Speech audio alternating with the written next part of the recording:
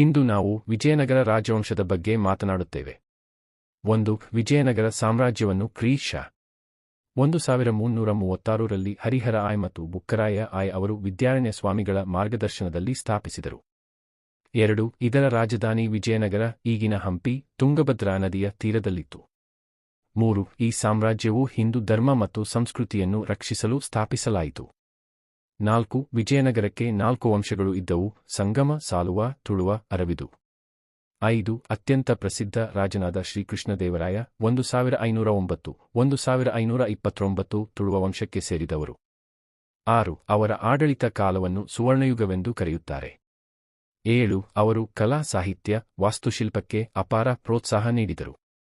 8. ಅವರ ಅರಮನೆಯಲ್ಲಿ ಪ್ರಸಿದ್ಧ ಅಷ್ಟದಿಗ್ಗಜರು ಎಂಬ 8 ಕನ್ನಡ, ತೆಲುಗು ಕವಿಗಳು ಇದ್ದರು. 9. ವಿಜಯನಗರವು ವ್ಯಾಪಾರದ ಪ್ರಮುಖ ಕೇಂದ್ರವಾಗಿದ್ದು, ಕುದುರೆ, ಮಸಾಲೆ ಮತ್ತು ರತ್ನಗಳ ವ್ಯಾಪಾರ ನಡೆಯುತ್ತಿತ್ತು. 10. ವಾಸ್ತುಶಿಲ್ಪದಲ್ಲಿ ದ್ರಾವಿಡ ಶೈಲಿ ಹಾಗೂ ಇಸ್ಲಾಮಿಕ್ ಶೈಲಿಯ ಸಂಯೋಜನೆ ಕಂಡುಬರುತ್ತದೆ. 11. ವಿರೂಪಾಕ್ಷ ದೇವಾಲಯ ಮತ್ತು ವಿಠ್ಠಳ ದೇವಾಲಯ ಹಂಪಿಯ ಪ್ರಮುಖ ವಾಸ್ತುಶಿಲ್ಪ ಕೃತಿಗಳಾಗಿವೆ. 12. ಈ ಸಾಮ್ರಾಜ್ಯವು ಪರ್ಷಿಯಾ, ಪೋರ್ಟುಗಲ್, ಸಿಲೋನ್, ಶ್ರೀಲಂಕಾ ರಾಷ್ಟ್ರಗಳೊಂದಿಗೆ ರಾಜತಾಂತ್ರಿಕ ಸಂಬಂಧ ಹೊಂದಿತ್ತು. 13. ದಕ್ಷ ಆಡಳಿತ ವ್ಯವಸ್ಥೆ ಮತ್ತು ಪ್ರಾಂತೀಯ ಆಡಳಿತ ಇದರ ವೈಶಿಷ್ಟ್ಯ. 14. ವಿಜಯನಗರದ ಸೈನ್ಯವು ಬಲಿಷ್ಠವಾಗಿದ್ದು, ಅಶ್ವ, ಗಜ ಮತ್ತು ಪಾದಾತಿ ದಳಗಳನ್ನು ಹೊಂದಿತ್ತು. 15. 1565ರಲ್ಲಿ ತಾಳಿಕೋಟೆಯ ಯುದ್ಧದಲ್ಲಿ ವಿಜಯನಗರವು ಡೆಕ್ಕನ್ ಸುಲ್ತಾನರಿಂದ ಸೋಲಿತು.